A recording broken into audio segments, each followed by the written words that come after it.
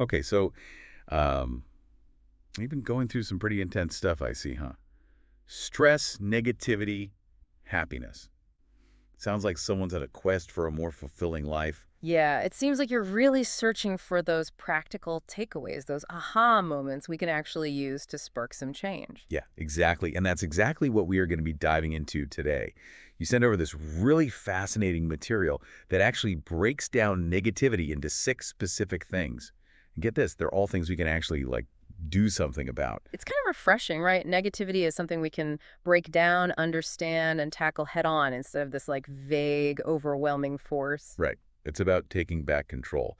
So should we jump into that first condition then? Yeah, let's do it. So this first one really spoke to me. It's that whole idea of like a quest for meaning. Yeah, that age-old search for purpose. You know what I think is really interesting about this? It's not just some philosophical debate. It really impacts our well-being. Totally. It's Yeah. like we all know that having a purpose is important, but this material really dives into the why. Like, remember that study about the people who lived longer after they retired? Oh, yeah, that was so fascinating. It wasn't even just about like hobbies or keeping busy. The people who lived longer, the ones who really thrived, they all had one thing in common. They had goals they wanted to achieve during their retirement. And here's the kicker, it didn't even matter if they achieved them or not. Just having that sense of purpose, that direction, made a huge difference in how long they lived. It's wild, right? Having something to work toward, something you're excited about, something that just gives you that feeling of, yeah, this is what I'm meant to be doing. Exactly. It's about aligning your energy with something meaningful. And that alignment just has this ripple effect on our overall well-being. It can even, like, physically affect us. Yeah, that makes a lot of sense. Think about a time when you were genuinely, really happy. Yeah. I bet you were working towards something that really mattered to you then, something that gave you that sense of purpose. That reminds me of this client I had. She was this incredible artist, but she had kind of put her passion on hold, to focus on her family. She came to me and she just felt lost, unfulfilled. We started working on figuring out what really lit her up, and she realized just how much she missed making art. Okay, so she rediscovered her passion. What happened next? Well, she decided to start small. She started setting aside just 30 minutes every morning to paint. And the change was amazing. Not only did she find that joy in creating again, but having that sense of purpose, that feeling of being in tune with herself, it just spilled into every other part of her life. Her relationships got better, her energy levels were higher. It was like a complete 180. That's incredible. And it really just shows that this isn't about finding some huge life-altering purpose for our lives, right? It's about those things, big or small, that just give us that sense of meaning, a little spark, and then making them a priority. Exactly. And sometimes it's about rediscovering passions we've kind of pushed aside, things we maybe used to love that got lost in the everyday I hustle. love that. Okay, but what about when we have all these things we started but, never finished? Ah, yes. The whole incomplete action problem. It's crazy how much those unfinished tasks can really drain us, even if they're small. It's like having a million tabs open in your brain, just totally distracting and exhausting. This source called it unfinished business, which I thought was perfect. It really does weigh us down. Totally. And it's not even always about the task itself. It's that emotional weight we've assigned to it. It could be anything from like a half-written email to an argument with a loved one that you just haven't been able to let go of. And the material actually offers a really interesting solution for dealing with this unfinished business, Mhm. especially when it comes to personal or professional relationships that never really had closure. Oh, really? I'm interested. What's the solution? So it all starts with a letter. A letter. Okay. Okay. You write a letter to the person you have this unfinished business with. But here's the thing. You're not asking for anything, not a response, not an apology, nothing. It's about taking responsibility for your part in this situation, maybe offering forgiveness, and then wishing them well, genuinely. Wow. That's powerful. It's like you're releasing that emotional baggage that's been holding you back. Do you actually send this letter? Yes, that's the key. Write it all down, everything. Get it out of your head and onto the paper, and then you send it. No hesitation, no second guessing. Just let it go. I bet sending that letter is incredibly freeing, just closing a chapter that's been dragging on. Exactly. The material says that even if you don't get a response, even if it's not what you wanted to hear, sending it is about you taking control. It's about you and your well-being. So it's about finding that closure within yourself, not from some external validation. I love that. Me too. It's like a good reminder that we have more control over our emotional state than we realize. Totally. And that's a perfect transition into our next topic, right? We've talked about finding meaning and facing that unfinished business, but what about those fears that hold us back from truly living fulfilling lives? It's funny how fear works, isn't it? Like it's this barrier holding us back, keeping us playing it safe, even when, deep down we want something more. Oh, totally. It's like we're craving fulfillment, we want to grow, but then that fear creeps in and says, well, what if you're not good enough? Ugh, yeah, that fear of failing, of not measuring up, it can be crippling. Absolutely. And, the source material points out that a lot of this fear actually comes from our early experiences, especially those tied to, like, conditional love. Conditional love. So, like, when a child's sense of worth is tied to their achievements or pleasing others, like that whole I'll only love you if. Exactly. And while most parents aren't doing this intentionally, even subtle things can have a big impact.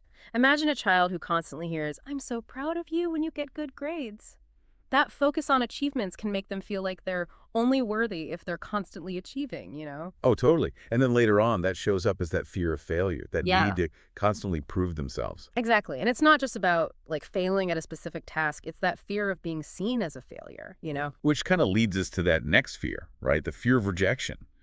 Ugh, that one's got to resonate with a lot of us. No, absolutely. It's pretty universal, that fear of not being liked, not being accepted, not being loved for who you truly are. Yeah, and this source actually points out a difference in how it shows up, particularly in men.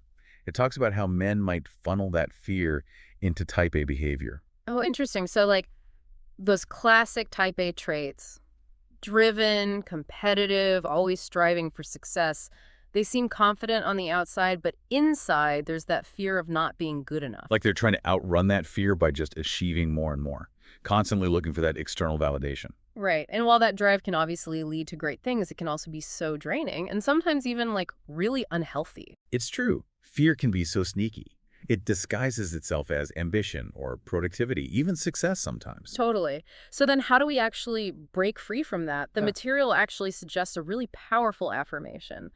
I am transitioning from a type A to a type B personality. Ooh, I like that.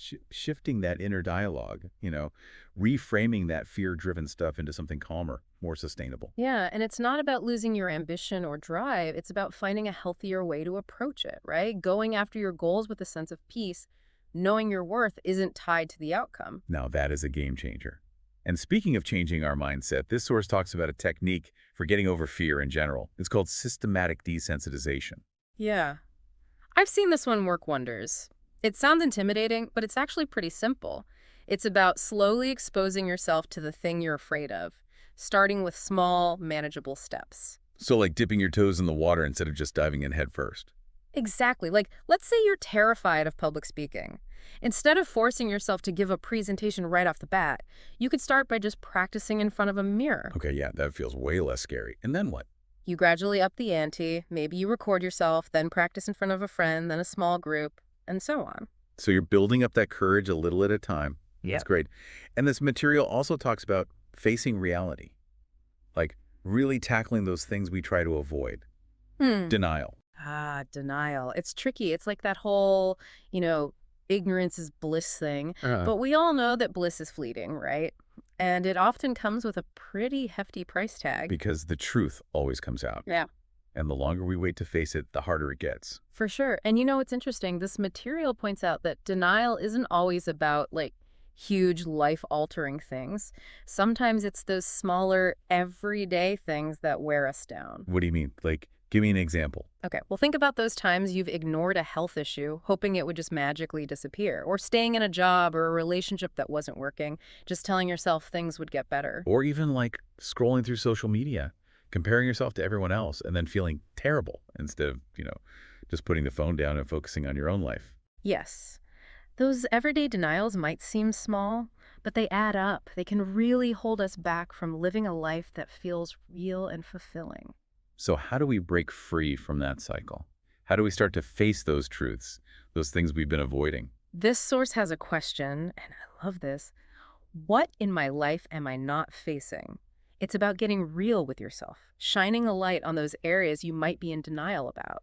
It's like you're holding up a mirror to those parts of ourselves that we kind of want to keep hidden. Exactly. And often just acknowledging those truths, just bringing them out into the open, can be so freeing. It's like this weight is lifted. It's that feeling of, Okay, I see it. I acknowledge it. Now I can actually do something about it. Yes, and that's where the real growth happens, right? Because life is messy, we all have stuff we don't want to deal with. But it's in those moments when we face our fears and those uncomfortable truths that we can really step into our power. It's about choosing courage over comfort, Yeah. growth over stagnation. I love that. Okay, we've covered a lot, meaning unfinished business, fear, denial, Hmm. and we're finally at the last stop on this negativity train. Anger. Anger. Right. It's such a powerful emotion, and it can be so hard to deal with. Sometimes it just feels like it takes over completely. It really can. And you know, it's interesting because this source actually suggests that anger often comes from this feeling of being powerless. Yeah. We feel like something unfair has happened, something unjust, and then bam, anger just explodes. Yeah, it's that feeling of this shouldn't be happening, or why are they doing this to me? Like we've been wronged somehow, maybe even a little victimized. And then anger is just that knee-jerk reaction. Exactly. And that sense of feeling powerless is just so frustrating. And of course, that just fuels the anger even more. So it's not even just about what's actually happening. It's about how we're looking at it, right? It's the story we're telling ourselves about it. Right. And when we're stuck in that emotional whirlwind, it's so easy to say or do things we wish we hadn't, things that can really hurt our relationships or even hold us back in life. Absolutely. So then how do we actually break free from that anger cycle? How do we stop being so reactive? This source had a suggestion that kind of surprised me. It talked about using physical activity. Really? That actually makes a lot of sense. Anger is like this surge of energy, right? So instead of just bottling it up or letting it out in a destructive way, why not use it for something physical? So like, next time I'm about to blow up, instead of sending that angry email, I should just go for a run. Exactly. It doesn't have to be a marathon or anything, even a quick walk, some jumping jacks, anything to get that energy moving. It can totally shift your whole emotional state. I love that. Like you're literally moving that anger out of your body. And you know what? It actually connects to something else we talked about. That idea of transitioning from type A to type B. Maybe physical activity can be part of that too. A way to release all that built up stress and find a sense of calm. That's a great connection. It's all about finding those healthy ways to deal with these intense emotions, whether it's anger, fear, or just feeling overwhelmed. Wow, this has been like eye-opening. We've covered so much. Finding meaning, dealing with unfinished business, facing those fears, tackling denial, and even using anger in a constructive way. What a journey. It really has. And if there's just one thing to take away from all of this, it's that we have a choice in how we respond to things. We can't control everything that happens to us, but we can control how we react. And that is so empowering. It really is. And sometimes choosing a different response starts with just noticing those patterns that aren't working for us anymore. Like that question, what in my life am I not facing? That's such a good question. It forces us to look at those areas where we might be stuck, stuck in negativity or fear or denial. Mm. And once we can see those things clearly, then we can start making better choices about how we want to move forward. It's about taking back our power and creating a life that actually reflects what we value, a life that feels authentic. Beautifully said. And remember, this is a process, right? Change doesn't happen overnight. It's a journey. Be kind to yourself, celebrate those little wins, and never underestimate just how much you can change. So true. So as we wrap up this deep dive, I want to encourage you to think about what really resonated with you today. What's the one thing, one insight or strategy that you're going to take action on? Because even the smallest step can make a difference.